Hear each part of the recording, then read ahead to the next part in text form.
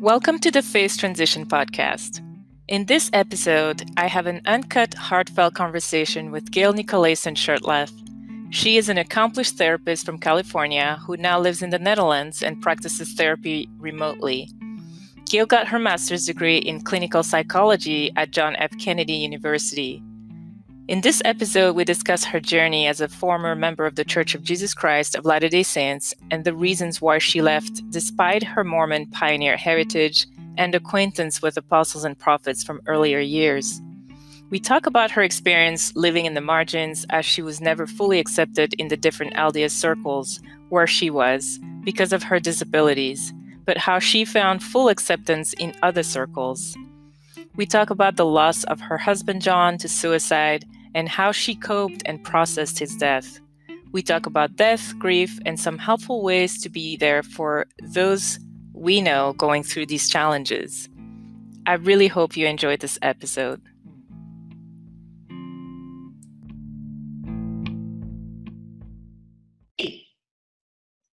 Hi, Gail. Hi. Thank you so much for joining me today on this beautiful Sunday. It's a little bit rainy here. I guess you have sun. Tell me where you're at. I am. Tell everyone where you're at. Okay, yeah. I'm in the Netherlands. I live about 30 minutes west of Amsterdam. I'm in a city called Hausen, which translates in English to houses. Mm-hmm. So I'm not too far out of Amsterdam, which would be Very the city nice. everybody would know. So I was totally off because for some reason, I thought you were somewhere in the West, in the US. Okay, well, that's so really, okay. When you're like, oh, I'm in Holland, I'm like, okay, I hope the sound is good when we do this. And it's really good. Yeah. Okay, your assumption is kind of on the money because I'm a California licensed therapist. So I keep my license active in California, but I'm also licensed here in Europe and registered on the Dutch NIP called the NIP. Right. So I work with two different licenses. If you want to see the marriage and family therapist or the psychologist, it depends on which country you're in. This is really awesome that you can do this internationally. So where are you from originally then? Oh, wow. Where were you born and where did you grow up? Okay. I was born in Oakland, but we lived on Alameda, the island. And when I was born, my father was the bishop of the ward. Okay, and you're talking about Oakland, California, right? Yes, I'm talking that marvelous state. Okay. And I was going to say your English is really, really good for. Right. I mean, people in Holland do speak English well, but I was going to say you have no accent. You have no accent. But here's the short of where I'm from. This is what I tell people now in 2020. California, Lima, Peru, California, a couple of other states for a while. I served my full-time mission for the Mormon Church in Georgia. Oh, wow. 18 months in Georgia. Excellent. And then when my husband and I married, we moved to Germany and he got transferred up to Netherlands. And that's where I've been ever since. All right. So that's home for you. Although you've been all over. Yes. Well, and I'm not sure if I've been in Europe for 20 years, so yes, it's home. That's home. It's home. And I can see your very minimalist furniture. I don't know if you in your den. It's so Europe. It reminds me when we lived in Switzerland. So because it's kind of like we all have the same furniture, very IKEA-ish. Oh yeah. Very, very nice and neat. And So, and I don't know if you know, but I'm really from right next door. I'm from Belgium, so I know it's very that. close. Yes, Yeah. and I did spend some time in Den Helder, in Oh, northern okay. Holland, Yeah. when for a summer. Beautiful. Worked at a tulip farm, trying to work on my Dutch at the time, which I Okay. completely forgot because German took over when we lived in Switzerland. Okay. Yes, but it's Yes. nice to speak to, someone from Europe. It brings back a lot of good memories. Hmm. So just to for our friends listening, to let them know what this podcast will be about today. We are actually going to address a very deep topic, a very important topic. We're going to talk about death because that's something both Gail and I, have dealt with, and we feel that there's some information that needs to be shared so that people going through it, whether it's now or just recently or in the future, can maybe be more equipped or better equipped to deal with hardships like that. And so I have, met Gail online in one of the forums that we both are in. I can't even remember which one, but I know we've been in touch on enough for quite a while now. And I was always intrigued because she has gone through some very, very difficult things. And I was always curious because she managed to really deal with it in a way that to me was very kind of remarkable. And of course she'll talk more about her experience. And at the time I wanted to dig more into it, but I don't think I was ready. It's a very, very difficult topic. But recently, I myself went through, the loss of my mother, and that was the most difficult things I've ever had happen in my life. And it brought me closer to really looking at death in the eyes, and trying to understand the process and our reaction to it, and our background and how that affects us, and the way we deal with death. And so I feel that now is the right time to discuss these things. I feel more ready, and I also feel like we can contribute and hopefully help some people out there. So before we get into this, I will ask Gail to maybe, because this is, the Face Transition podcast, I want to ask her a little bit about her story, how she's connected to, the Mormon Church, how and why she left the Mormon Church. We don't have to go into great details, but just so we can have an arch here and we can understand, how is that connected to everything else we're going to talk about. So go ahead. Tell us your story. Oh, okay. Very quickly. Well, it doesn't have to be super quick, but just because we have so many things we want to cover. Right. Okay. Like I said, I was born when my father was the bishop in Alameda, and we moved from Alameda to Fremont, which is south, and we were there for about a year. And I'm old enough to have been born when David O. McKay was the prophet of the church, prophet and president. Right. And he was looking for mission presidents who weren't salespeople. He was looking for educators and people who he knew who would go in and actually do some constructive missionary work. And my father accepted a call to go down to the Andes mission, which covered Peru, it covered a lot of area down there, but mainly Peru. And we were there for 3 years. We were the first mission family that were brought home after 3 years. When we got the call, he said, "Well, see ya. We don't know when you'll be back." So I was out of the country when JFK was assassinated, which was really an interesting experience. And then we came back and returned to Fremont, where I was raised until I was 18. And then I did 2 years at Rick's, which was absolutely devastating to my mental health. Oh, wow. And I came home from that with instructions from one of my professors who happened to be a clinical psychologist. This probably saved my life. She said, you need to find a good therapist. So what happened that made it so awful? I became severely depressed. The Mormon culture was very depressing.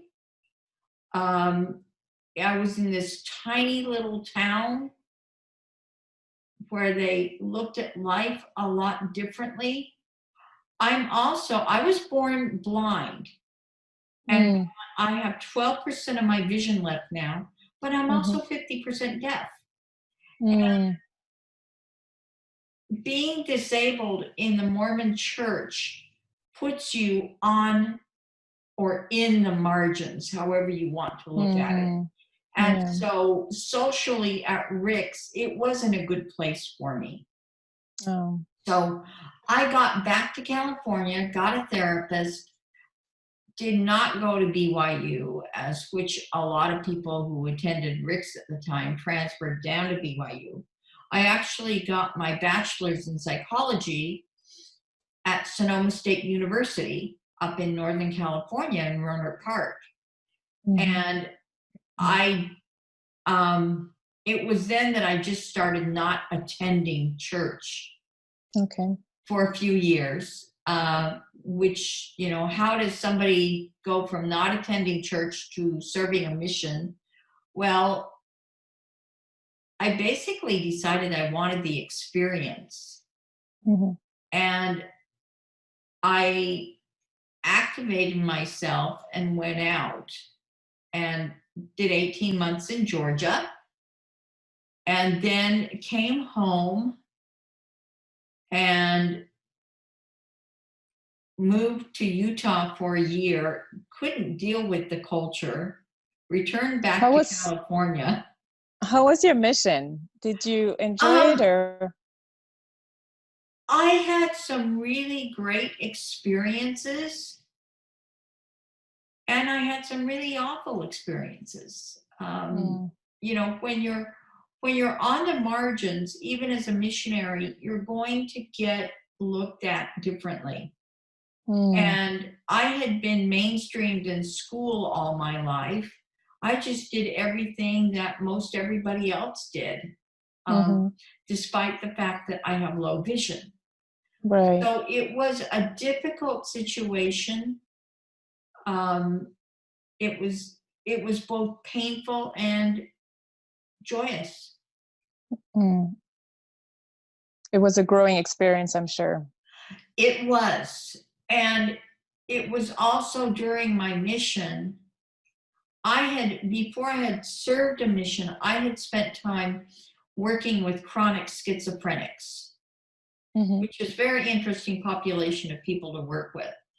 And so I kind of began to see what the signs of psychosis were. And when I was on my mission, I had experiences that enabled me to use the background I already had, even though I had not gone to graduate school yet. So what led you to, had you start your psychology studies and then that led you to work with schizophrenics, or you were just interested in working with this population? How did that happen?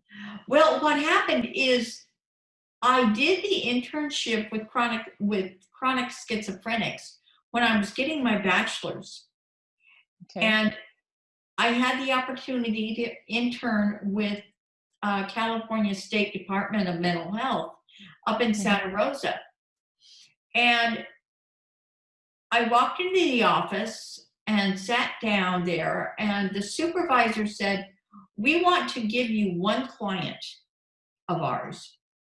She's agoraphobic, and we're having trouble working with her in any way." That was all I was told at the time. I didn't get the backstory. And I worked with her for about a year. And my job with her was to get her to a point where she could get out of the house, get on a bus, go to Santa Rosa, and take some life skills classes. Mm-hmm. Well, I terminated with her before that happened. And I went back in for another round of volunteer work with that department, and nobody said anything to me about, I'll call her Anne. Mm-hmm. Nobody said anything to me about Anne. And they said, you know, we have this group home, and it's all women, and it's women that suffer from schizophrenia.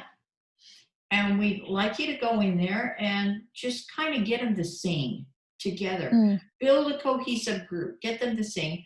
I'm a musician, a guitarist. And I thought, that sounds really fun. So I did that. And at the end of that time, it's been so long, I have to think about this. They had a thank you dinner at the end of May or June, whatever it was, for all the volunteers that had been helping with their clientele. And I walked into the room, and I don't know who said it, but somebody said, that's her over there. And I thought, what? And then I got told the rest of the story on Anne. They had gone through social workers, volunteers, nobody could get her out of the house. They hadn't made it safe for her. And all I had done with her was met her where she was at emotionally and developmentally. She lost weight because she'd gotten on a bus and gone to Santa Rosa for life skills classes. She was cooking healthy. That's when I found out you did that. So you had helped her. You I mean, whatever you did with her worked.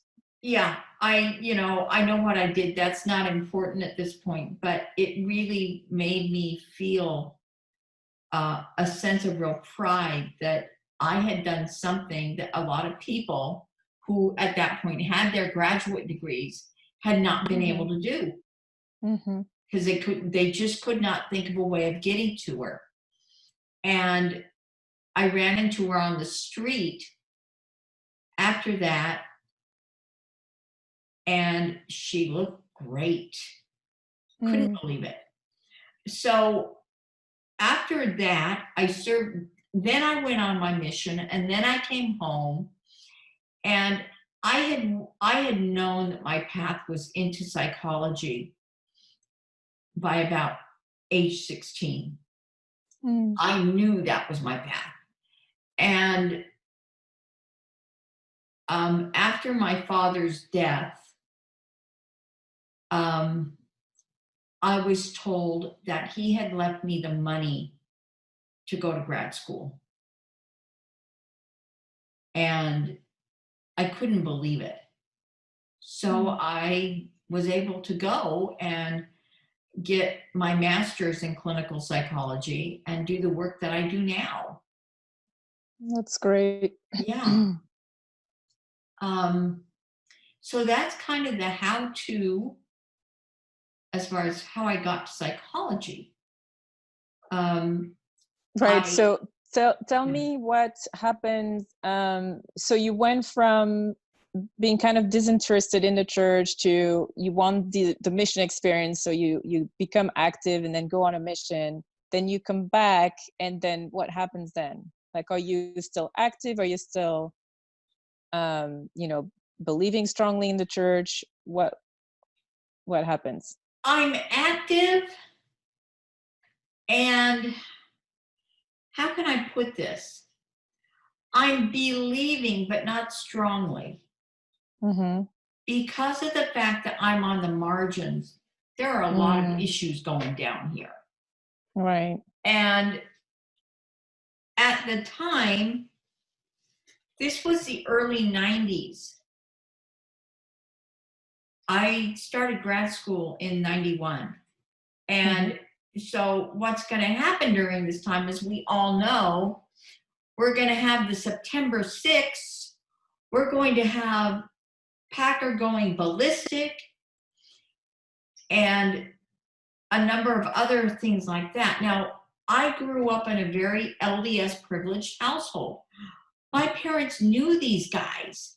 They knew Packer. They knew McConkey. They knew, they had a list of people they knew and were friends with. And, I couldn't believe some of the behavior I was hearing about from some of these men. And it was very, very upsetting. Can you give an example of one of the most strange examples is that Packer in his younger days was actually this really nice guy. But I don't know if it's whether he just got power hungry, whether something went to his head, but he changed. He really changed. And, that's about the best example I have of somebody we knew who had been in our home, and not just in our home, but was a family friend, who my parents kept contact with that way. But he changed. And to this day, I can't tell you what it was. I have my theories, but, theories are not really worth anything unless you can confirm them. Right. So, thank you for that. Yeah, how true. My father was also really good friends with David Haight. And he died of stomach cancer.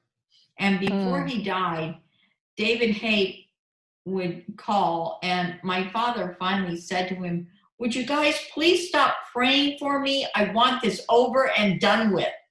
Oh, wow. He was ready to go, huh? Oh, yeah, he was ready to go. But after Easter of 91, that year, he was ready to go.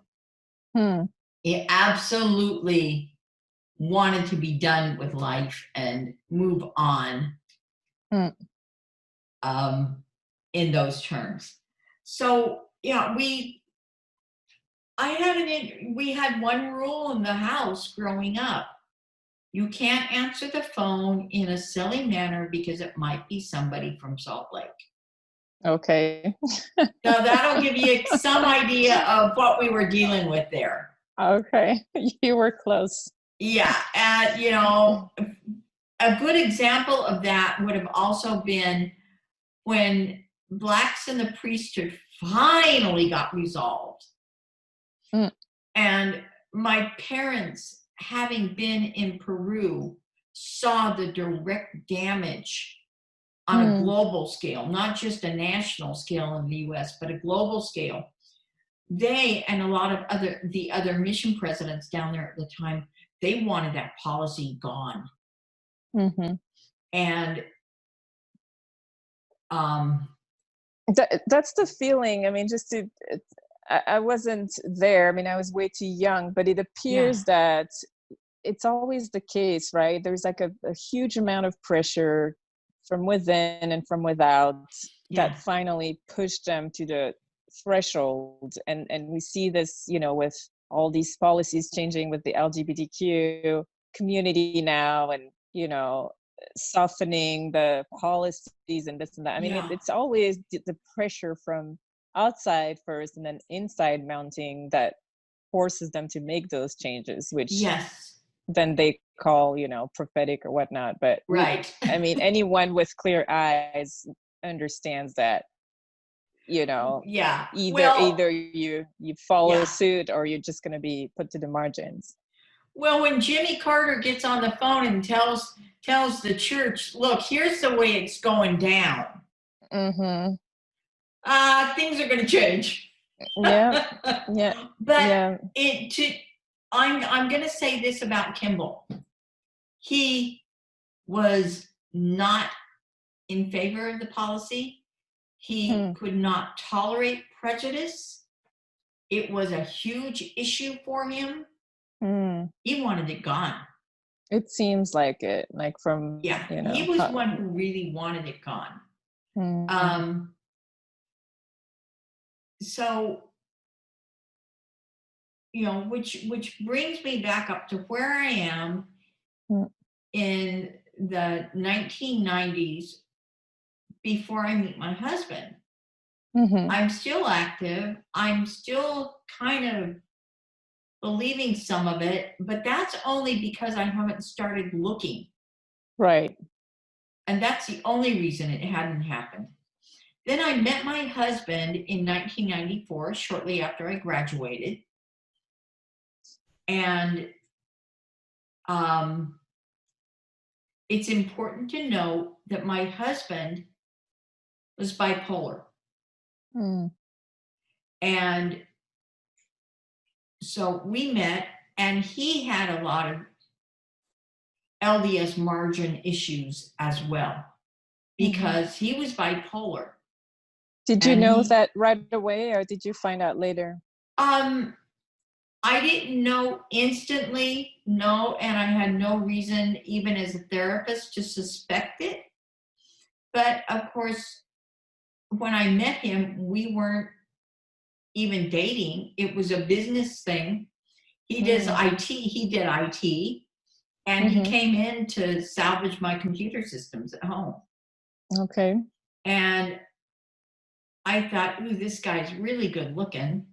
How do I keep him around? And I literally bought a scanner so that he would have something else to work on. He was actually dating somebody else at the time, but he was very unhappy in the relationship because it just wasn't going well. And he kept asking me for advice on how to deal with her. I'd give him free advice. And after Valentine's, well, I knew the relationship was doomed when he'd gone to Salt Lake to see his mother get sealed in the temple. And he called me from Salt Lake. He said, I just need to talk to a sane voice for a minute. Okay. And I said, oh, why? He said, I just found out my girlfriend is a real Molly Mormon. I said, oh, no. Oh, that's like the worst thing that you can say about some. At the time, I guess. Yeah. And so I said, well, I don't know what to tell you about that. That is funny. Other than to break it off. Which he did. And by March of 1995, he decided that, I really like her. Let's go out. And it was when we started going out that he actually told me what the situation was. And I told him, so then I was aware. And of course, I knew something about bipolar, not what I learned because we got married and I was living with him constantly. And when you're living with somebody that's bipolar, it's a totally different world. But he was the one who actually went down the rabbit hole first. And he started going down the rabbit hole by 2005. Okay. Fully and completely. Did he just started doing research, or? And his first research was centered around the Book of Mormon, the Book of Abraham, Pearl of Great Price, and the historicity issues that are there with that. And he got angry. Yeah. And like many do. Yeah, I mean, At first, I thought, I really, really don't want to deal with this. I'm trying to get the business started up here. I'm trying to jump through all the hoops that I have to as soon as I could work legally in Europe. I had to wait a few years for that to happen. I just don't want to deal with it right now.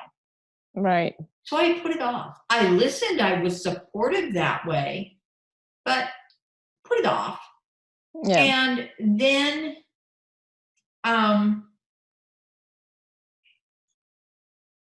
by about 2008, Rough Stone Rolling had come out, and he was reading it.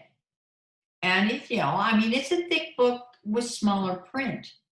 Right. And he said, I know you can't read this, but I need to share with you what I'm reading. I'm going, okay, I'm fine with that.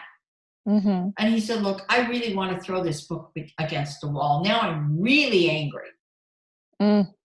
So he starts telling me about what's in the book. And this takes about however long it took him to get through it because of the depression, and he was mainly depressed and not manic. I'm keeping it simple here. Right. He had only one true manic episode. So he's dealing with the depression. He's trying to go through it slowly. I'm listening to him. And by 2010, I'm shaking my head and I'm going, oh, what was I born into? Well, in 2011, I got put on the waiting list for a vision rehab center here in the Netherlands. And by this time, he's really down the rabbit hole, and I'm not fighting it anymore. I'm saying, whatever you read, I want to know about it. Now, he's, just for a little bit of background, is he also from, like pioneer descent, and like his family is from Mormon, stock and all that, or? Okay. His great, however many backs, whatever that is, was Lumen Andrus Shurtleff. I don't know who that is. His diaries and all of that are in church archives. We probably had relatives that went through Kirtland and Nauvoo, maybe even knew one another. Gotcha. So, yeah, and we are 8th cousins, not removed. John and I are 8th cousins. The day we found that out was weird. I bet that was I mean, it's far away, but it's still... Yeah, it's far away, but it's so really Mormon weird. Okay. So anyway, that little sidetrack. So back to this. So yeah. Well, the reason why I ask was because do you think that contributed to, aggravating the depression, finding out all these things, and because he has a condition to begin with, and then you add on that onto it. When you think about the mental stress that finding out all these things causes a person who doesn't even have a psychological condition, I mean, it creates huge amount of stress, and you add that onto a person that already has issues to begin with. Right. And I can't imagine, the amount of, the burdens and the amount of stress, mental stress that he would have gone through at that time. That's a really good question. And my answer to that would be stress can trigger these episodes. Absolutely.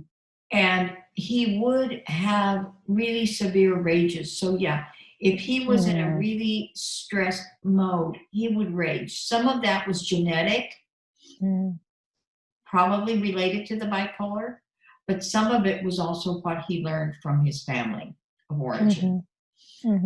So, that's the best answer I can give you on that. It was a combination of things. It's environmental stressors, and it was also what he was learning about the church and how horrified he was over this. So in 2011, at the end of 2011, I go into a vision rehab program here in the Netherlands. And it was pretty intense. And on the weekends, I would come home. And at first we tried to do church. And I finally looked at my husband. I said, John, I can't do this. I said, I'm just too exhausted. I don't need to put up with church. He said, I am absolutely fine with that. So after that, I would come home from Apeldoorn, where the rehab center was, and I would sit down at the computer after crashing and sleeping in that Saturday morning, and I would binge. And at first it was just Mormon stories. And then what year is this? This is now, we're into 2012. Okay. I started binging. And I started reading and getting all, by this time I also had software that allowed me to do voice to text, so I could listen to a lot of stuff. And now I'm fully down the rabbit hole. And so now the couple is down the rabbit hole.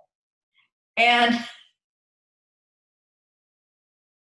I'm going through a lot of stuff that John's gone through earlier, and he's worked out of it. And in the process of all of the binge, of all of the crazy, John DeLynn had the Matzons on. And I had still been struggling with wanting to do some church. But for communal reasons, or was it because you like the community, your connections, more the people communal there? Yeah, it was communal. But she said something that absolutely altered what I did.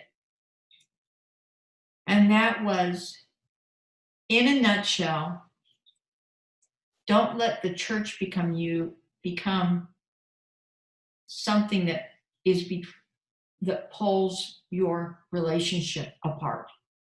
I really thought about that. In other words, your first support is always your spouse, which I knew. I had been raised with family first, employment second, church third. And a lot of people have those priorities messed up, especially in the Mormon church. Right. And I thought about that, and it was such a solid reminder. After hearing that particular podcast, I went out and sat down with John and said, John, I've been doing this wrong. I know you don't want to have anything to do with church right now. I support this 100%. I'm fine with that. This is for you. It's not about me. And after I got done with the program in 2013,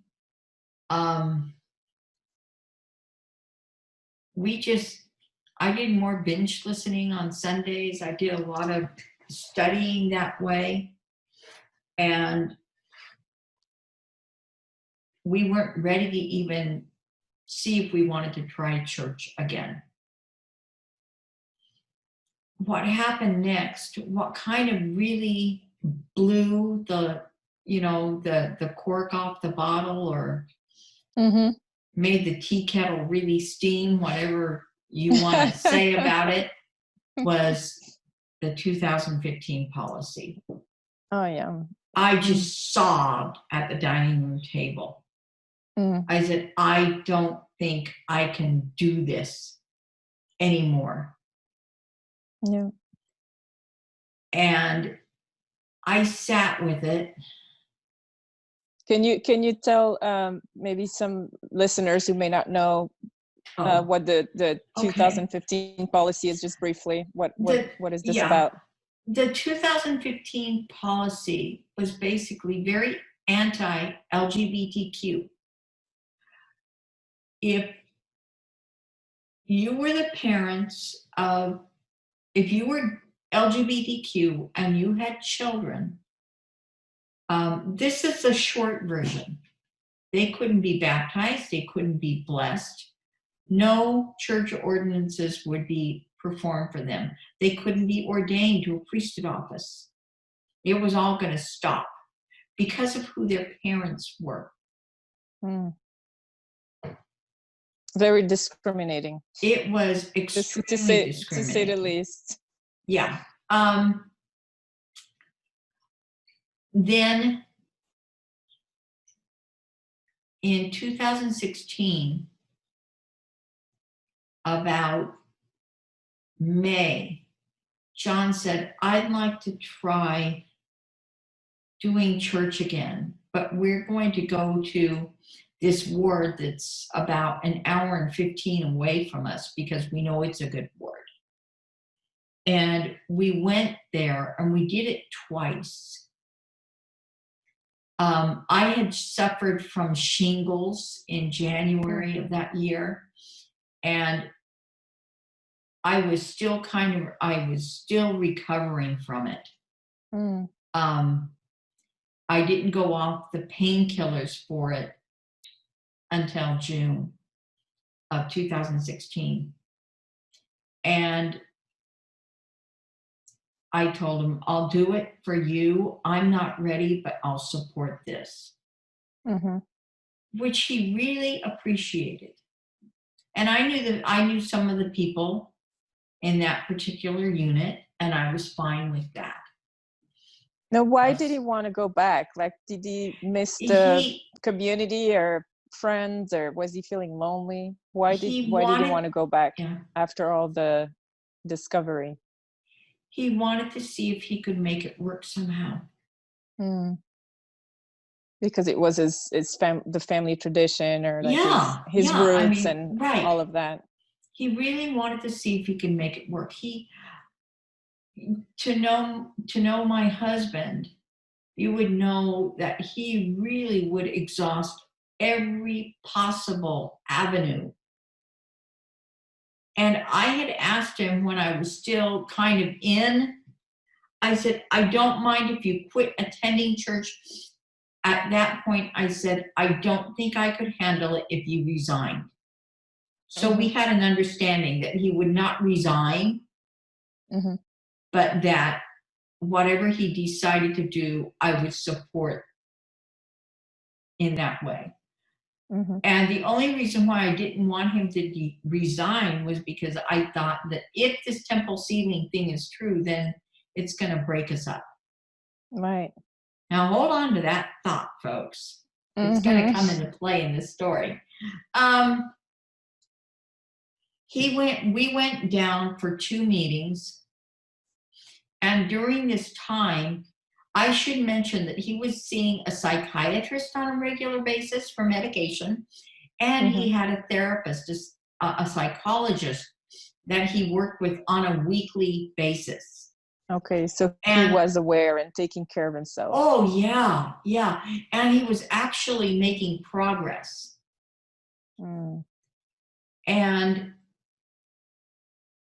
when I think about it, I was seeing what I would call a miracle, not something you couldn't explain in this case. This miracle was the fact that he had great mental health support. He had me supporting him. He had a few select friends who were very supportive. That was a miracle to me. It doesn't happen a lot. Right. And I honestly thought he was going to be fine. It was going to take a few years, but he would pull out of it and it would be fine. Well, that's not what happened. on August 28th of 2016, he did commit suicide. And I won't go into how he did it. It's nobody's business. Mm-hmm. I will just state that in the process of looking at the attempted notes that I did not see, I found out that he realized he was slipping back into a psychotic state, which was where he was at the first manic episode he had. And he had always told me, if I go there, if I see that I'm going there, I'll end it. And that's basically what happened. And we had talked about this. This was not something that I didn't know could happen. I knew fully well this could happen. But he did not tell anybody he was symptomatic. So did he appear to be, because you went from he appeared to be doing a lot better and had all the support to, did he kind of go on his own in that psychotic phase where he wouldn't show it? Yeah, he was hiding it. Okay, he was really good at hiding it. So he basically lived a double life where in front of you he pretended that things were okay, manageable, but in reality Correct. He was already very, very low deep down, but you could not detect it. I would say it was only the last month of his life. That's when the symptoms reemerged. And so he wasn't with it for long. But he knew what the symptoms were. He knew where they were leading, and he knew he did not want to go back to that space. It was just unbearable mentally. Oh, I'm going to use an analogy here. Imagine yourself trapped in the depths of the ocean where there's no light, only darkness. Mm-hmm. Then imagine yourself having this huge, heavy treasure chest of whatever stuck on your body, and you can't get it off. So you're in total darkness, you're weighted down completely, you're incapacitated, you cannot do anything for yourself. You can't even cry out and say help. That's the level of depression and pain he was in. How did you find that out? Had he expressed that before, that you know exactly how he felt? And I'm saying this with a slight understanding of what, probably this is the extreme because he went overboard, but I've dealt with depression, and I understand. I understand, desperation at a very, very deep level, where even though you may appear as if you have everything around you that is going okay, or, you have the love and the support and the people around, but if you yourself get in a state inside that is so low that you are lost within yourself, I understand. Because I've been there or close, and luckily for me, I found the strength to raise my hand or pick up my phone and reach out. But there have been time where, a lot of people don't reach out, and right, and it's more common than we want to admit or look at, because it's super uncomfortable, and depression is taboo, and mental health issue is taboo. But I think, I'm one of those, the more we talk about it, the more we put it out there, the more people will actually find the strength and the courage to reach out when it's really bad. Because no one wants to be labeled as crazy or suicidal or this or that, but quite frankly, I mean, even among my close friends, my family, I mean, everyone has those episodes, and some stronger than others.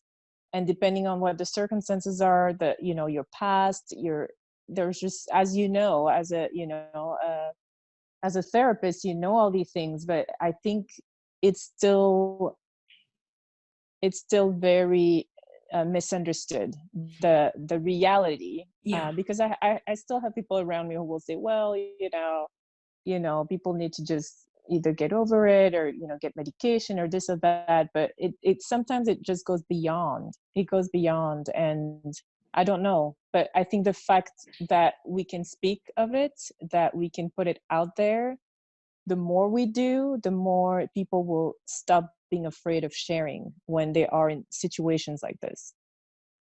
This is huge. Okay, I'm going to say a couple of things.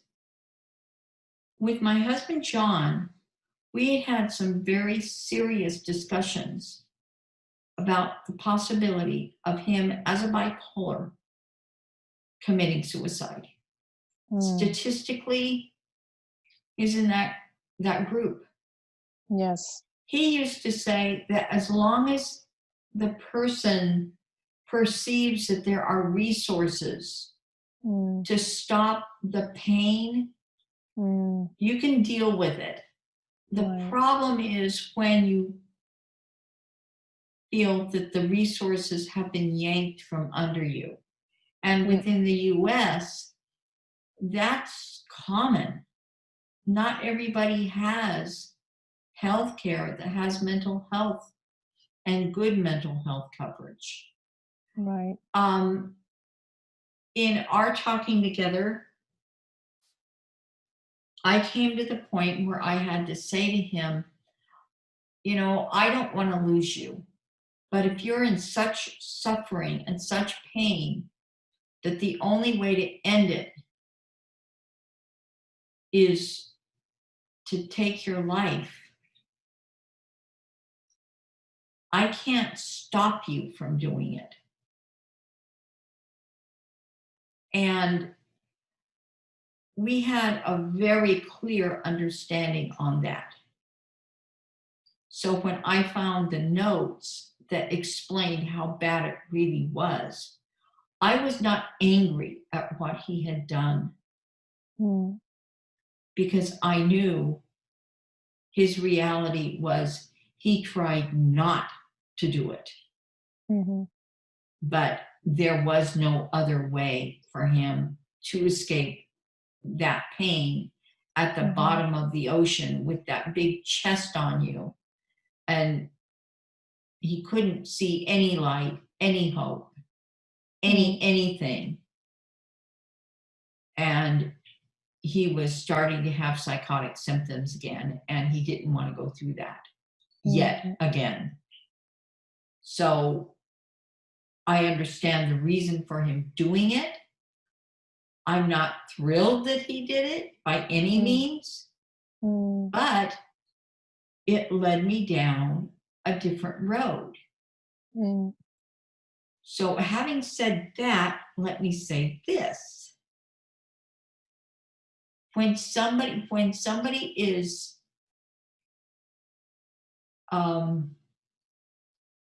involved with somebody where the death is super traumatic, it alters the way you think about everything. Absolutely.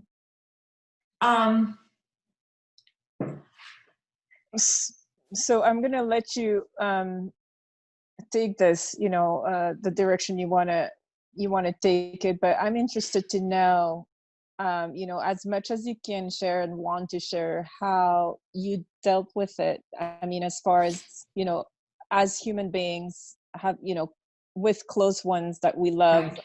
I am guessing that there might have been a certain amount of guilt, or what could have done more, what could have, you know, I think it's very difficult not to go there. And how, even though, you know, as a therapist, you understand these conditions on a deeper level than, you know, regular people, but how did you deal with it? how did it change also your perspective? How long did it take for you to, because I'm assuming that you were, and you know, correct me if I'm wrong, but that also pulled you into a dark place for a while, living something like this. And so how do you cope with it? How do you, again, we've talked about this before, we don't get over things like that. We don't get over the deaths of loved ones. We learn to live with the pain. We learn to cope. We learn to, you know, get the tools to handle the situation better. But so I'm interested to know, what was your process? Well, after something so tragic? My process actually is tied up with the process, with spirituality, with leaving the LDS church, and with being led to a place where I felt God wanted me to be.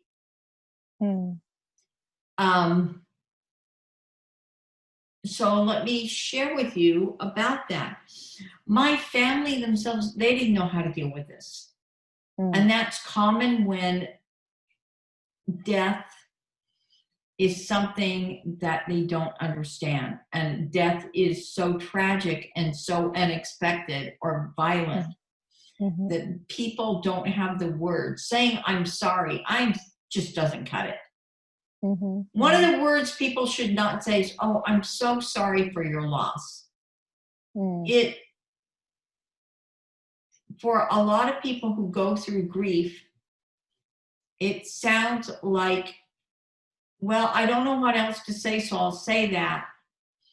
Instead, try saying to somebody who's gone through any kind of a loss process that way, you know, I really wish I had the words, the right words, but I want to let you know that I really do care.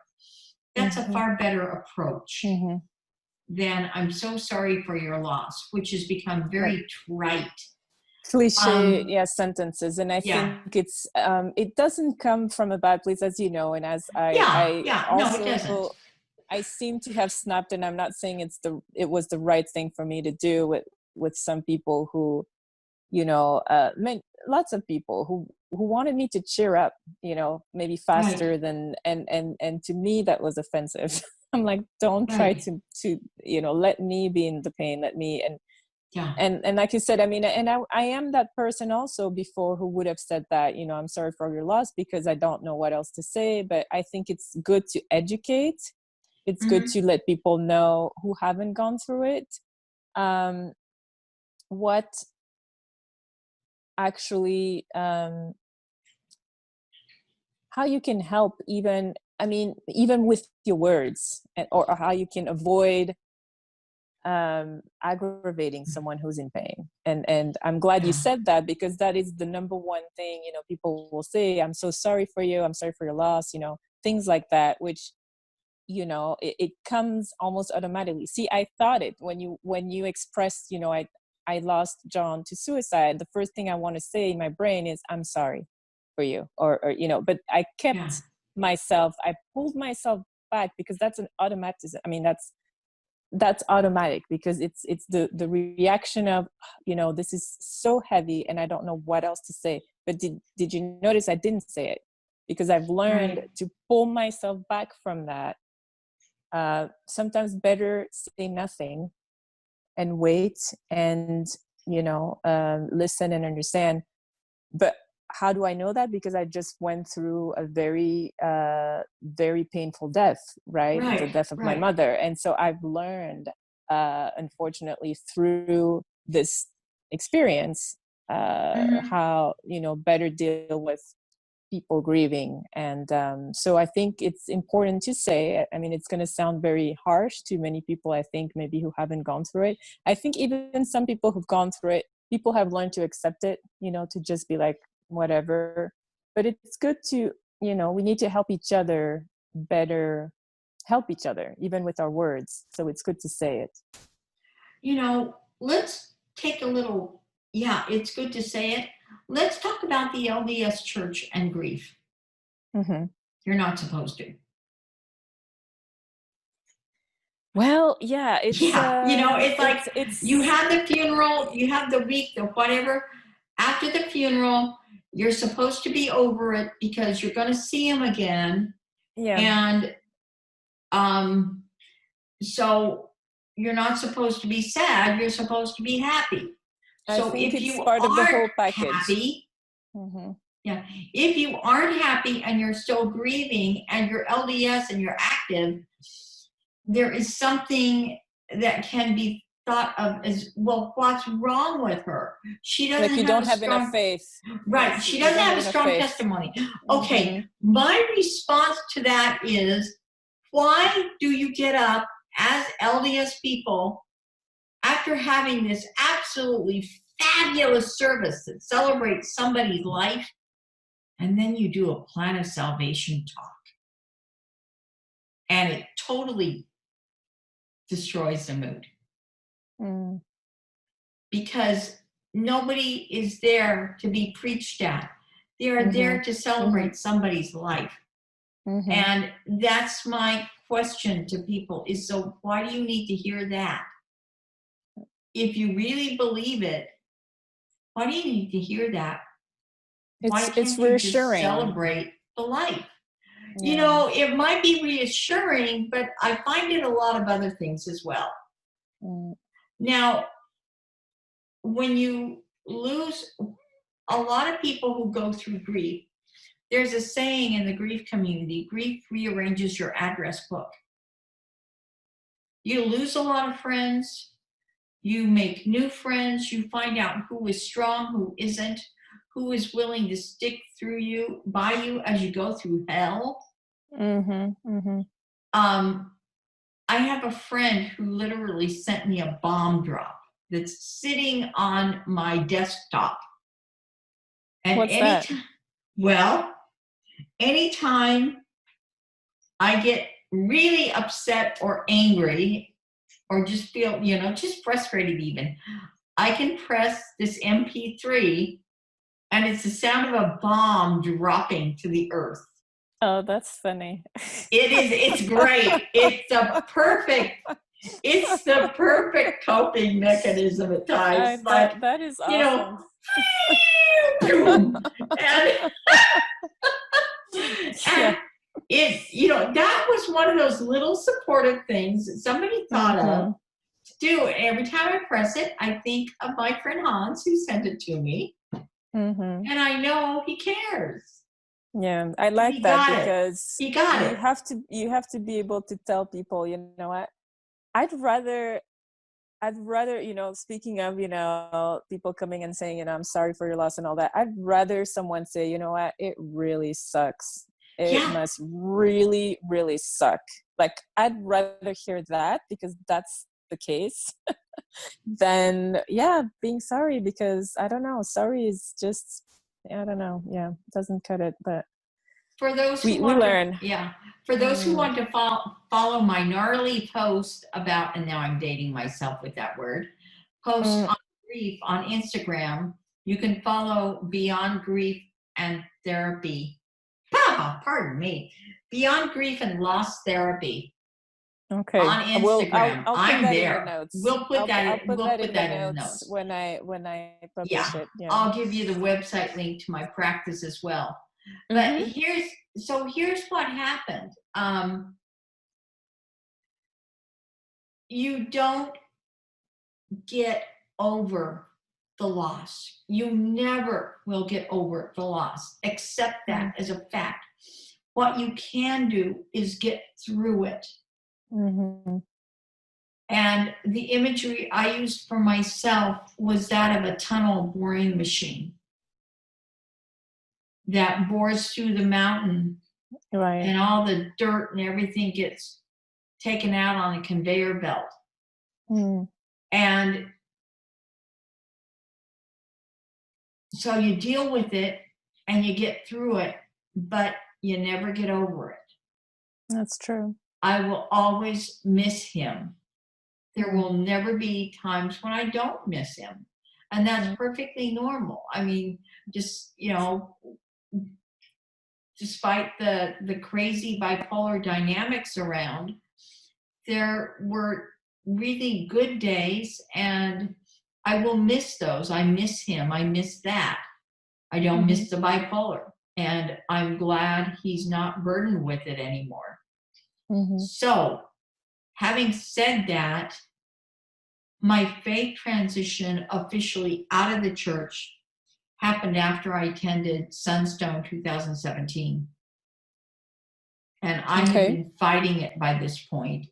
I went back to church maybe once or twice after John's death. I just did, I wasn't able to cope with it much at all. There wasn't social support there. People didn't understand. It was not a healthy situation for me to be in, mental health wise, for starters. So I went to Sunstone, Salt Lake in 2017. And I kept running into Community of Christ people. Now, I knew who they were from my early childhood. I knew who they were. And I had seen the Steve Veazey interview, and John had watched it with me on, the Mormon Stories did with him. And we both sat there and looked at each other and said, man, this is a really great church. This is great stuff. And I'm thinking, yeah, and I think I need to be there. Well, after running into Community of Christ people at Sunstone, when I got home, I contacted one of their apostles, which I never write letters like that.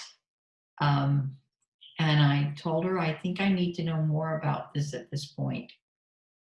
And she put me in contact with people over here in Europe. And I started attending services, still thinking that maybe I could keep my membership, but just attend Community of Christ. Because, that ceiling thing. Right. And no, how does that transfer? I mean, nah, it doesn't.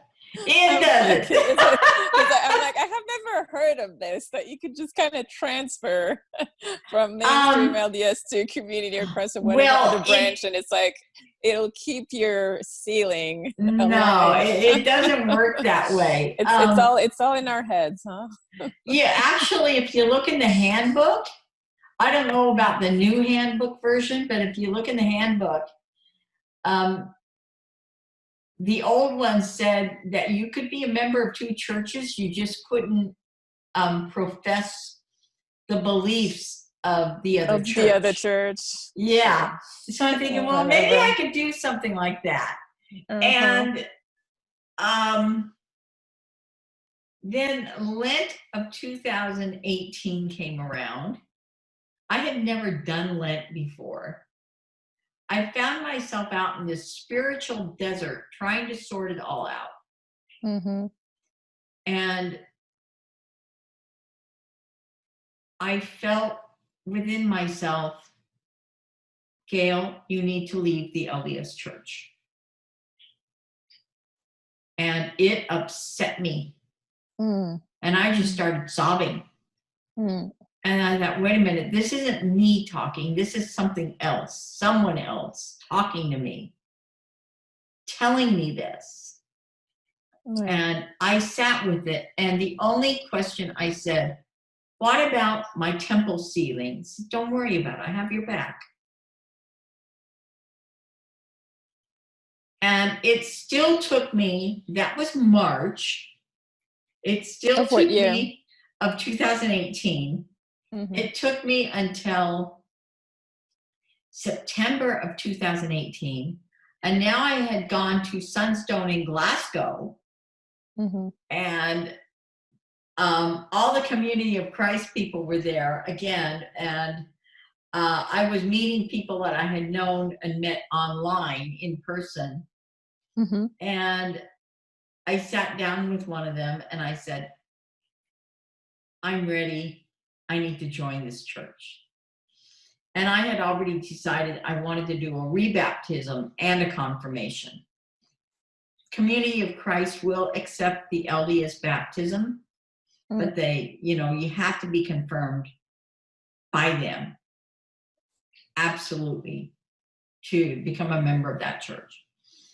And I thought, yeah, I guess I'm doing this because this is me, but it's not me acting on this. And I'm just going to see where the Spirit leads me, because that's the way it's been all my life. Since I was an itty bitty kid, I've always been sensitive to that, and not in the Mormon way. It's just kind of following your gut feeling or your conscience, you would say. Yeah. I don't use the word spirit so much anymore, so I try to translate to whatever makes sense. Right. And I think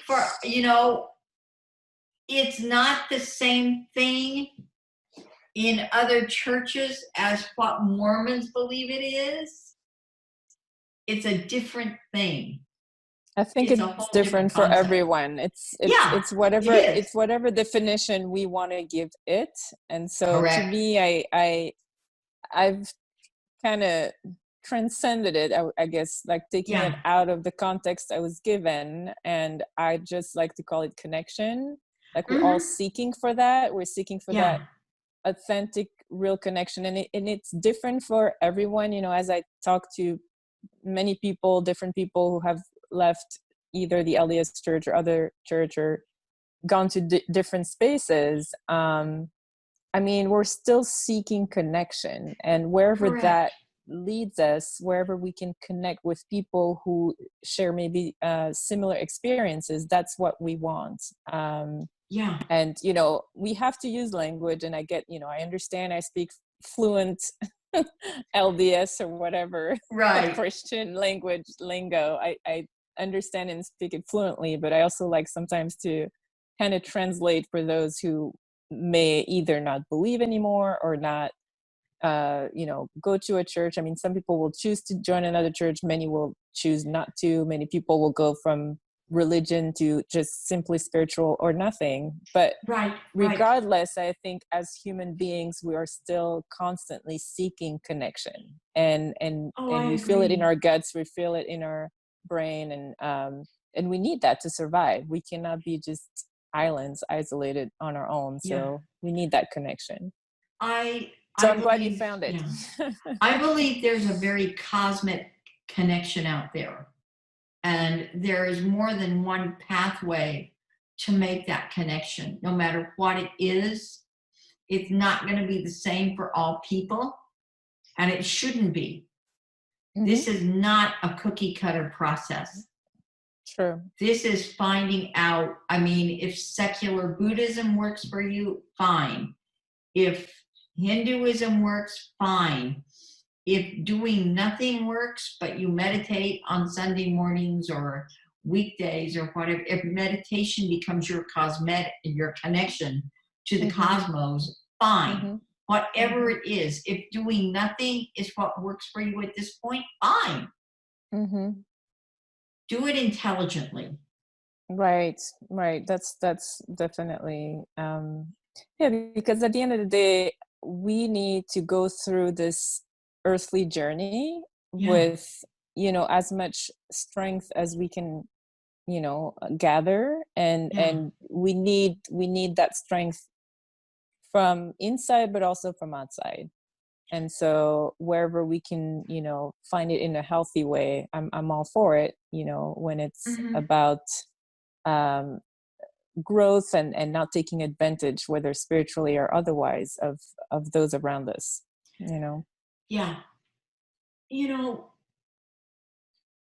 I think we need to speak to also what's going on right now with COVID-19. I know we were going to go there, but I wanted to focus on your experience first. So we'll go there. Yes. Okay. Yeah. That's all everyone talks about right now. So let's focus on your put story. it off for a little while. Yes. I think what you learn about grief, what I've learned about all of this, it's so intertwined. I can't think about my faith transition without thinking about my husband's death. Yeah, I mean, for me, they're bound up together. It's our experience, right? I mean, it goes deep. It goes deep. And that's part of the grief model. Grief doesn't have stages. I need to state this because it's really, really, really important. When you hear about people talking about the stages of grief, and they use Elizabeth Kubler-Ross's work,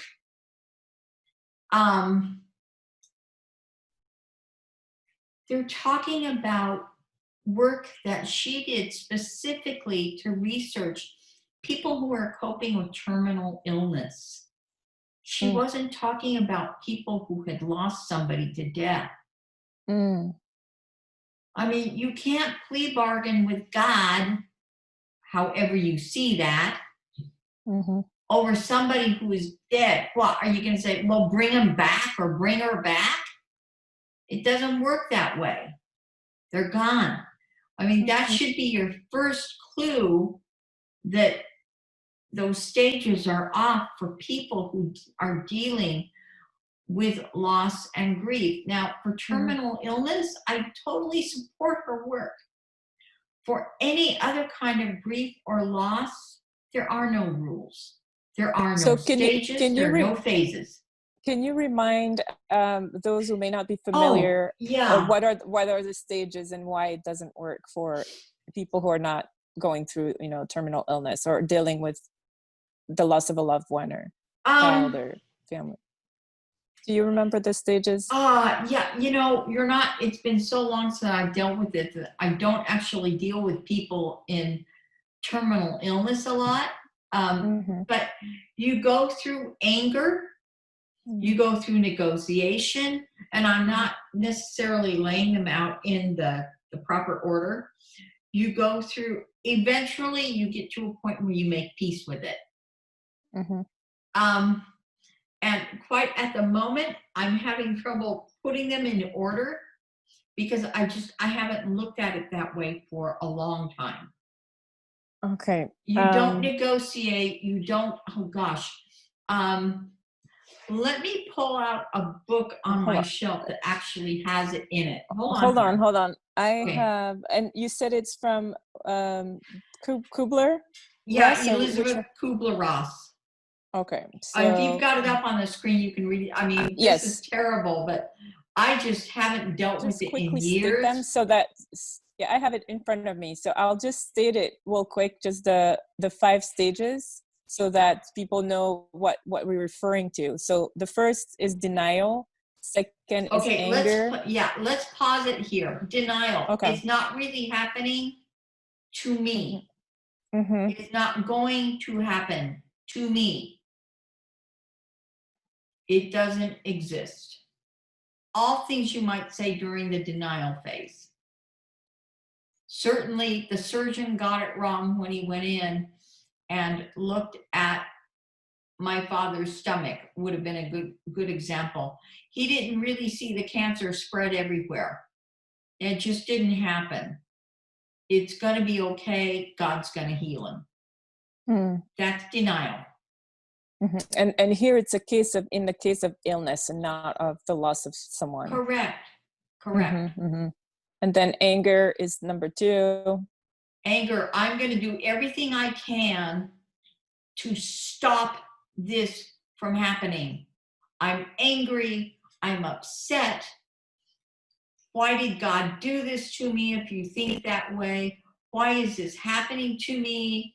Why is this going on? I don't understand it. I'm going to just rage against the world about this. Then you have bargaining. That's number 3. I will give you anything. Take my life. Don't take theirs. If I go to church, if I get religion, if I give up drinking, if I give up spending immense amount of money. It could be any crazy thing. I'm going to make a deal with you. I'm going to make a deal with the cosmos over this. Mm-hmm. And that's still a form of denial. Mm-hmm. And then you have depression. Oh, why is this setting in with me? No. Depression is where reality really strikes. Mm-hmm. And then acceptance is the last. Mm-hmm. And acceptance is where you say, okay, this is really happening. Maybe I need to make an appointment with the hospice people or with my doctor to really find out how to deal with I'll use diabetes as an example, to deal with my diabetes and how am I really going to eat healthfully so that I don't get sick so I can live a long life? Or, okay, I need to really listen to my doctor when my doctor says I have 6 months to live and I want to make the most of my 6 months that I can. And that doesn't necessarily mean I'm going to run off and go get on a plane and go see the world, because I need to just spend it with the time with my family, with those I love, whoever that might be. It's starting to have a more grounded, realistic view of what you can and can't do. And that all works really well for people who are terminally ill or chronically ill. It's the same. It works with people who have depression. How am I going to deal with this? Well, I'm going to go see the psychiatrist, get on some good medication. And because we know that medication and talk therapy work really well, I'm going to find myself a good therapist who I can work with. And I'm going to try to map out a plan to where I can cope with this on a daily basis. So that's what we're talking about with her stages. And thank you for pulling it up. I mean, I should have had that on the tip of my tongue. Oh, no.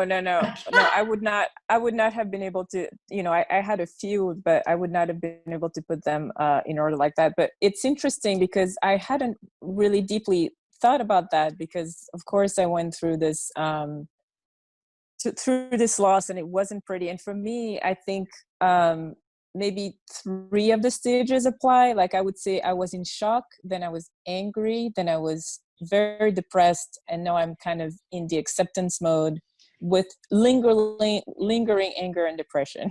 That's where I'm at. And, okay, so see, it's a process. Yeah, it is. For me, that's exactly it. It's a process, and it doesn't stop. With death, and even you've been through a divorce. With whatever the loss is, I was thinking about this as I knew that we were doing this today. I was thinking about my sister and I when we were little kids. My parents sat us down. We were living in Fremont, and they told us we're going to move. And we had not been back from Peru all that long. And so another move, we'd come home to a house that we loved as a family, but there were now 5 kids instead of 3. The house was too small for us, and my parents needed to move us. And you're cutting off a little bit. Okay, hold on here. Sure. I'm going somewhere with this. Okay. Yes. Okay.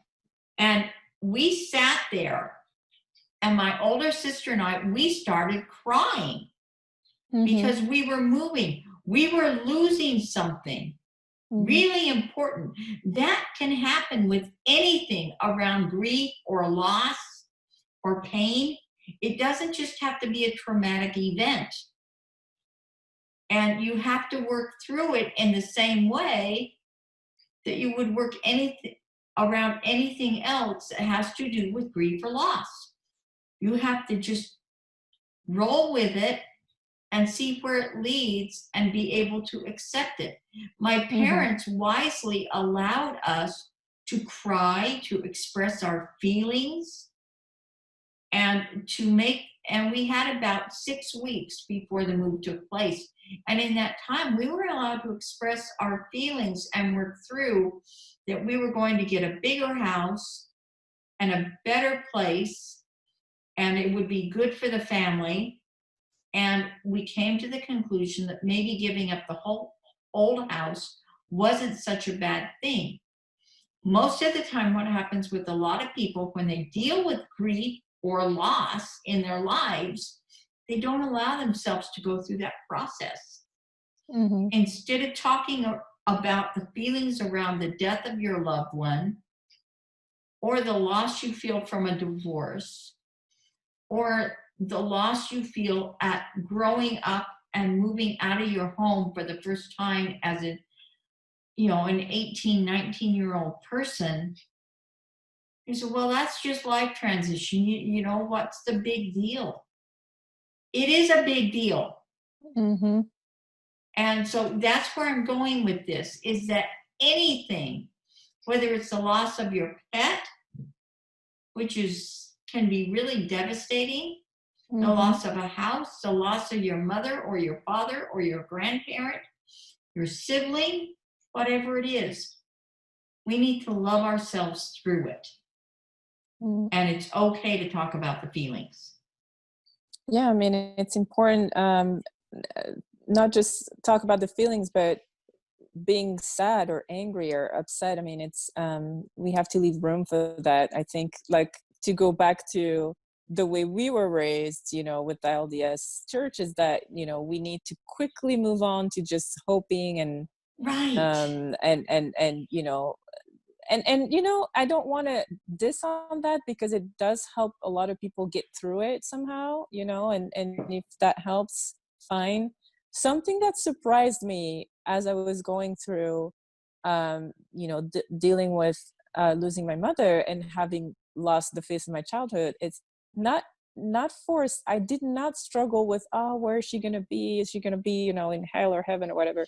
Like, that was never a concern for me. Like, even now, like, I had zero worry about that. Like, right. That was, and I didn't know if that was going to come, given I don't have a religion or anything like that. I'm pretty much agnostic now.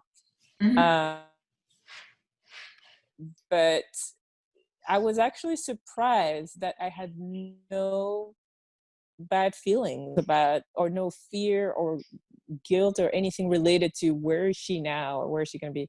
Like, that was never a concern, because quite frankly, to me, it doesn't matter. It doesn't matter. What matters is how much we loved each other. What do I retain from the relationship, from having her around? Everything else, speculation. I don't care who you are or whatnot. Right. Like, it's all speculation, and I don't really give time now for that. Like, even in my thoughts, like, it's a waste of my time to try to speculate or figure out where she's at or whatnot. Like, who knows? Nobody knows. So why should I waste time with that? What I do cherish is what we had, what I can remember, and what I can continue, from the things she gave me and things like that, right. Traits or things she loved that I want to keep around because she loved those things. Or so that was interesting. I totally agree with this. I think, as I was listening to what you said, this is one of the gifts of pulling away from a religion that deals in absolutes.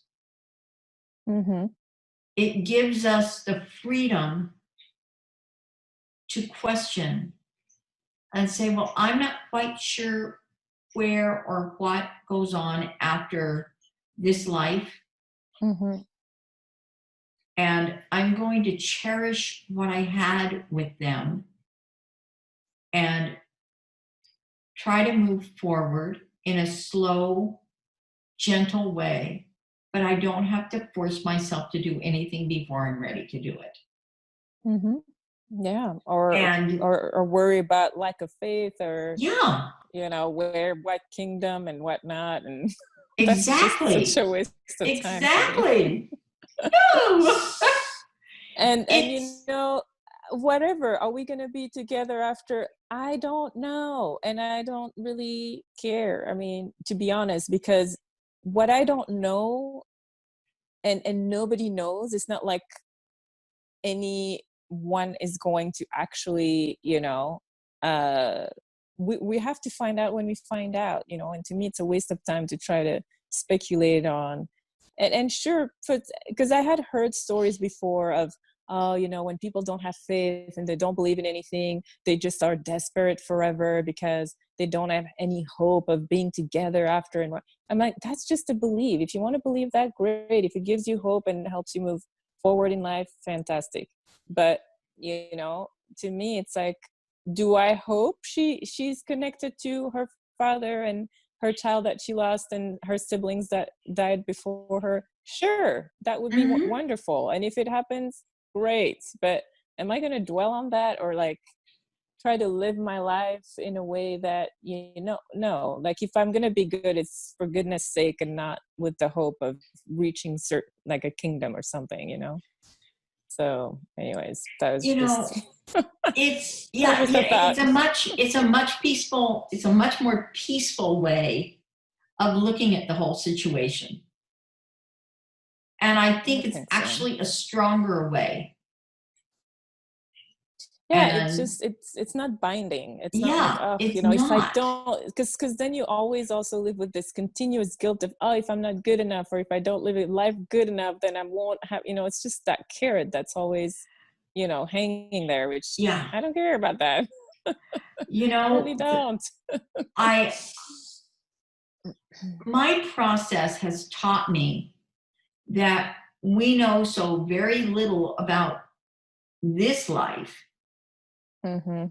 And my process as a therapist in working with clients has taught me that sometimes what somebody thinks when they really go through, for instance, they start journaling about it, or because it's come up in therapy, they start talking to people who went through it, who are maybe older than them, and they find out that, wait a minute, I saw that wrong. That's not what happened. It was really like this, but my perception was off about it. Mm-hmm. Oftentimes, and that's very true with people who are psychotic. They have a certain reality they believe, and I accept their reality, even though I don't work with psychotics professionally at this point. I'm not in any type of an environment that would allow me to do that, because all of my therapy is done online. But I remember telling one client, I believe your reality. I believe that this is what you really believe. And I want you to hear that. Even though I knew that what she was hallucinating could not be true. Right. But that at the time, that's their reality, and there's nothing anyone can say or do about that. And that's pretty much how life is. Some people have stronger psychosis than others, but generally speaking, we all have them. I mean, we all choose and decide what our reality is going to be, especially now in this time of overload of information and we choose what we want to believe. And hopefully some do research, some don't, some take it from, take the words from whoever they trust or whatever, but we all create our own realities, and it's good that most of us can see things kind of the same way when it's important things. But at the end of the day, when you think about it, everyone creates their own reality, and we may agree or disagree, and hopefully we can live in peace and harmony, even if we have different realities, because that's what's happening. I think that's one of the hardest things about life, is to accept somebody else's reality and to let it stand, to try not to knock it down. Now, there might be times when you need to knock it down. Yes, if it's hurtful to a person or those around them, it's Correct. not okay. It's not okay. Yeah. If it's just you and your little world, fine. But if it starts, spreading and invading other people's correct circles, then that's when it's, I think that's where the conflicts are.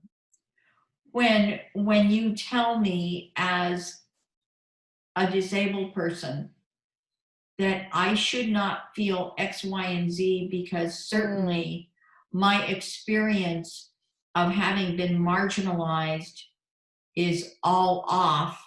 You're not accepting my reality. And you may not have experienced enough to understand that this does happen. That's a time, for instance, when people need to accept it. Yeah, it's just like people telling me what it's like to be a Black woman in America. If you're not a Black woman in America, you do not know. Exactly. And even then, my experience is different than another Black woman in America because I'm not American. But you know what I mean? Like, don't try to tell someone what's what if you're not exactly walking in their shoes. Yeah. And it's a huge, huge thing. And here again, we go back to grief and loss. Don't tell somebody, this is how I got through it. Don't tell them that. You might feel that it worked for you. Yes. It's not going to work for them. Yeah. Don't try to up their grief with your own story. Accept their situation. Accept their reality, because it's their reality, and what worked for you isn't going to work for them. Now, they might want to hear it, but that doesn't necessarily mean they're going to act on something and do something about it. It might be totally wrong for them. Yes. You know what was very soothing and helpful throughout the whole process were the most touching things and helpful things that happened when I lost my mother and throughout, is the people who came to me telling me what they loved about her. The people who came to me saying, I know how you feel because I've been there, just simply. Or not exactly I know how you feel, but I know I know that kind of pain or something along those lines. But really what brightened me the most were the memories, the people who would come with concrete memories of, this is what I remember of her, and that touched me, or that changed me, or that, these are the sweetest things that people can do. And many have done that. Like, I have to say that many have, came up and say these kind of things. And so that we should encourage, because that is soothing and helpful. That is one of the things that people who have gone through a grief or a loss want to hear the most. They want to have you talk about the person that died. They don't, when you don't talk about them, the perception is from the person who's lost the most, the widow, the son, the daughter, they don't care. They want them gone. So talking about their lives, I remember when, Anne did X, Y, and Z, or and that was such a wonderful thing that Anne did for me. I remember when Jeffrey surprised us with a big party, whatever it might be. Talk about it and let people know that you cherish those memories as well. It's so important. Yes. I wish more people would do it. Yes, that's very helpful. And I think that's definitely, don't say I'm sorry, but if there's anything you remember, or if you've gone through something like that, you know, share an experience that has helped you. I mean, that can also be helpful, you know. I remember, you know, I went back to some people after this happened, where I remember, for example, they had lost a parent, and I knew, but I didn't know what to do. And I probably was the one saying, I'm sorry, you know, I'm sorry for loss. And I went back and said, I'm so sorry that I wasn't there for you the proper way when that happened. And of course they're forgiving and they understand, and they don't even remember probably what I did or did not say at the time. But for me, it brought me back to when I was there and they had that experience. And my reaction was just the blah, regular, you know, not helpful. But again, you can't do what you don't know.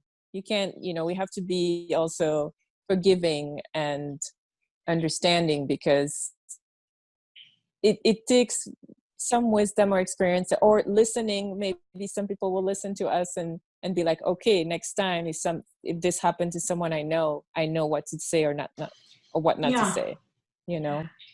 I've got a post about this on my blog. I've got a couple of posts that, you know, are do's and don'ts for this type of thing. And one really great book I can recommend is It's Okay That You're Not Okay.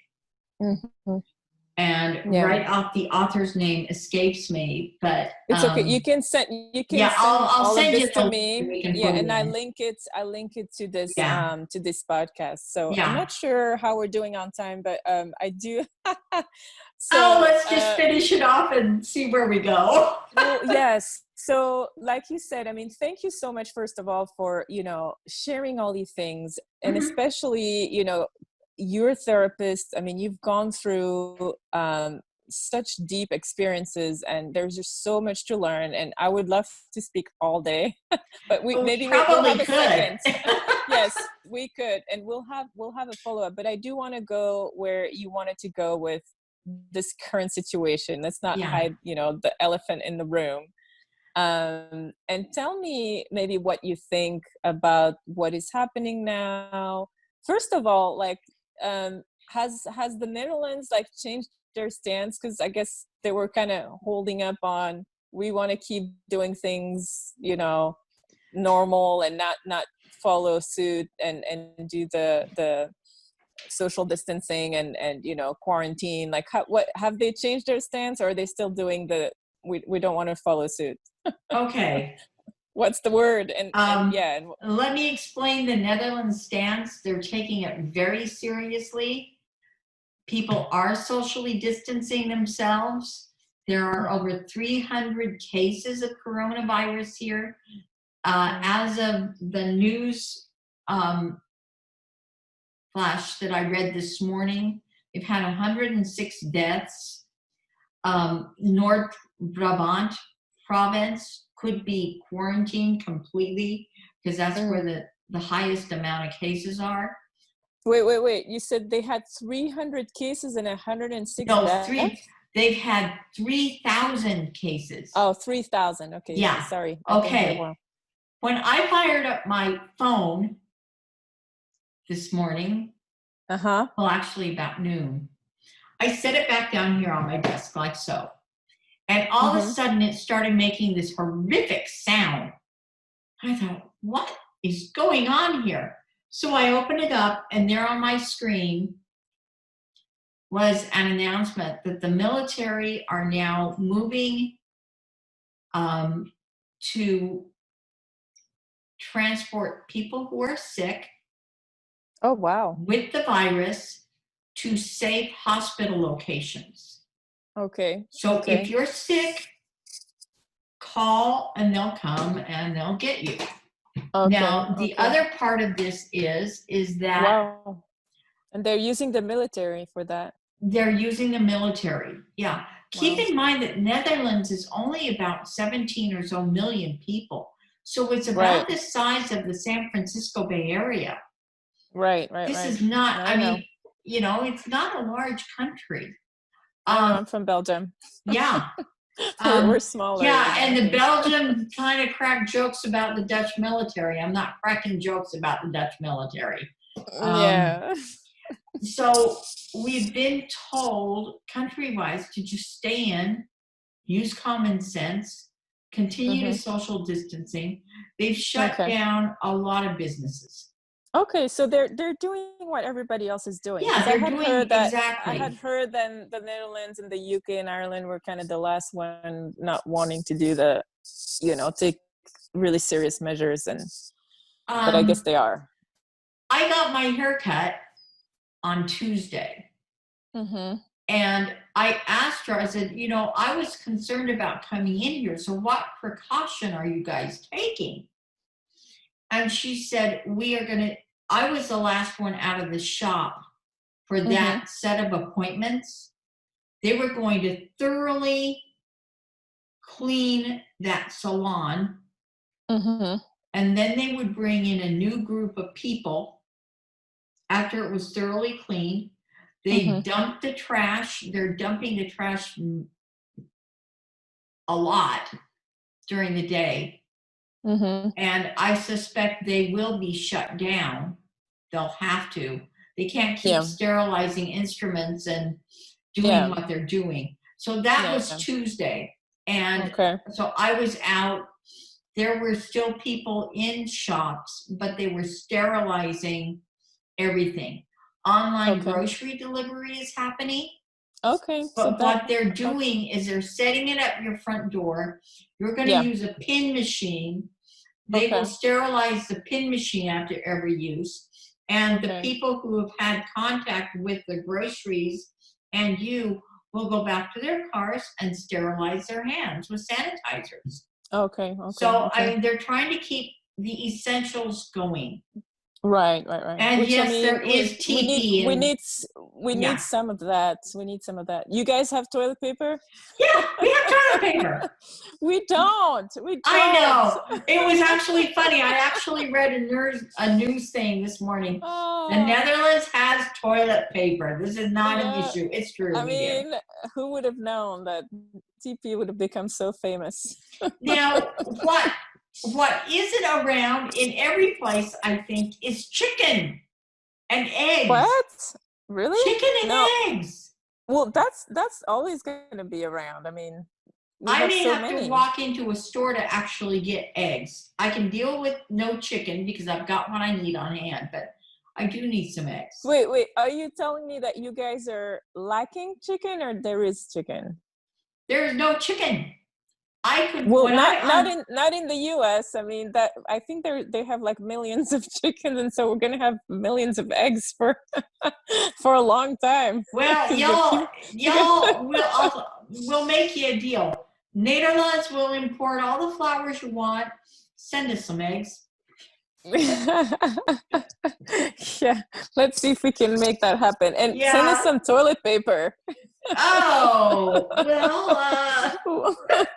well, we'll trade the chicken for toilet paper. Let's do some bartering here. But with that, I think people are in a panic. I've actually toyed with the idea of running some very low cost support groups. So people can talk about it. I don't know whether I'm going to do it yet. I don't know whether there's really interest for that there. But well, there is a lot of people. I was reading an article this morning, or listening to, I think it was Marianne Williamson. Like she was doing a live little video stream, and what struck me was looking at the comments and how many people are very lonely and alone at home and disconnected, and some people, all they have is going to the grocery store, to talk to people or whatever, because they're alone. And I was like, wow, and the thought came to me that we do need to make an effort to reach out. Everyone needs to reach out to, a few people each day and see how they're doing, family, friends, and beyond if possible, because some people are very lonely. And depending on the circumstances, if the finance are not there, and socioeconomic that are lower, if there's other stressor, this situation can really isolate some people. So yeah, that's something, I think it's a good idea if you want to put something in place. And then I'm gonna just also encourage people to reach out and make sure don't assume people are taken care of, just check on them.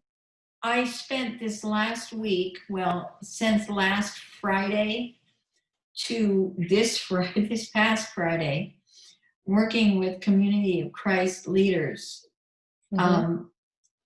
in getting people trained, getting pastors trained on how to run an online church service. Okay. We've been doing this for some time. All right. Community of Christ, this is not new. We're doing this. But I did have people from all over Europe, the UK, and the US, and Canada coming in for this training. Okay. And so by Friday night, when I finally went to bed, I said, I'm sleeping in Saturday morning. Yeah, I mean, it's good that people are connecting, whatever ways. I think it's good that people are connecting, because as human we need that. So it's a good thing. I also think that I like all these messages of the earth is being shaken. I mean, it is a phenomenon that the whole world at the same time is going through the same thing. I mean, that hasn't happened since the world wars and whatnot. Usually it's selective parts of the world. I mean, it creates more empathy. Some people have lived like this forever, in some countries that are less fortunate and whatnot. And so hopefully we can develop some empathy. Hopefully we can remember what matters most. Hopefully on a global level, the leaders can really pay attention to, the earth is suffering and was suffering, and it's good to have less pollution and less things, and kind of, we're taking that really wide turn. And yes, there's going to be some collaterals, and with some death and whatnot, but I do hope that better decisions are made, and more equality, and looking at what was wrong and changing our ways. I hope that comes out. I totally agree. I have a friend and his husband. They're both in quarantine right now. His husband's a nurse, and he's symptomatic. So it's going to touch everyone's life. Oh, yeah. Whether it's a family member or a friend, somebody that socially, in any number of ways. This thing is contagious. Yes. Super contagious. And that's the scare. That's because what's scary. Yes, there has been flu before and whatnot, but this one's unknown. Not only that, but it's the speed that's just, we can't keep up with the speed. The hospital can't keep up with the speed at which it's spreading. That's the scary part. Two of the big things that people can do to help is to stop buying masks. Healthcare workers need them. Yeah, we're out here. Yeah, there's no buying masks. It's all gone. Right, and there are a lot of volunteer organizations gearing up to sew masks for healthcare workers. Yes. But these men and women are on the front lines. Yeah, they need it the most. They need the protection. Our protection, and I love this sign that I saw. We're staying on at work. So please stay home. Yes. That's the most calm, rational thing we can all do as an entire world, is to self-quarantine. Yes. to really to diminish the spread and to try to taper that thing. Absolutely. So let's keep spreading that message. Stay home. That's right. Stay home. Stay calm. China has managed to, get it under control, and that's yes. And we need to follow suit. And they're huge. They're huge. China went really draconian on the world, but they're getting it under control. They did what they do, and now China has sent 2 delegations of medical people into Italy to start to help them get it under control, because Italy has been hit so hard, and the rest of Europe is following suit. And I think that's why the Netherlands moved so strongly with the bringing in the military, because they don't want to overwhelm the system, and it could easily be overwhelmed. So staying home and doing everything you can that way is the biggest thing we can do. Absolutely. I think we're all starting to, when I say all, I mean all the countries are starting to line up and do the right thing and understand the importance of doing this. Unfortunately, the economy is going to be hit pretty hard, but I think it's also a wake-up call to, try to line up and readjust, some of these policies out there and rethink how we can do things better and protect the earth. I think the earth is kind of screaming, and that was one way to shake everybody up. So I agree. So last word needs to come from you. First, thank you so much for doing this today. I think it'll be very helpful for many people to hear this and to understand maybe better how to cope with grief and what's out there, and of course reach out to professionals. I always say I'm a believer that everybody needs a therapist, no matter what, no matter who you are, no matter what level you are. Yes, has some, and some nuts that needs to be undone, and we need outside help with that. But of course at different levels. If you've lived a trauma or you're really hurting for whatever reason, reach out. I mean, there is also free resources for those who may be struggling financially. So but I want to leave you the last word, and I'm sure we're going to do another one of these because that was really, really neat, and there's other things we haven't even touched that we need to discuss. So we haven't even gone down the cultural thing, right, so to speak. I mean, there are some places you and I can go that a lot of people can't go, and we need to go down these. Yes, the last word. True. We need to have that. I'm not going to say that getting through this means rainbows and lollipops and all of that, because it doesn't. What it means is that eventually when you deal with grief and loss, spiritual transitions, faith transitions, whatever you want to call it, you can find a new normal. I think that's the best way of looking at it, is that what you went through, you've gone through. And there are new paths, new ways of being, and it can be a wonderful journey. And I think if we adopt the journeying attitude about our overall lives, we can get a little further down the path than if we feel like we have to get over something. That's not going to work. It doesn't help the journey. What helps the journey is getting through it, and getting through it with those we love and care about is even better. Thank you. Thank you so much, Gail, for joining me today, and we'll be in touch, and we'll do this again. Okay, and all now right. I will. Okay, I'm gonna.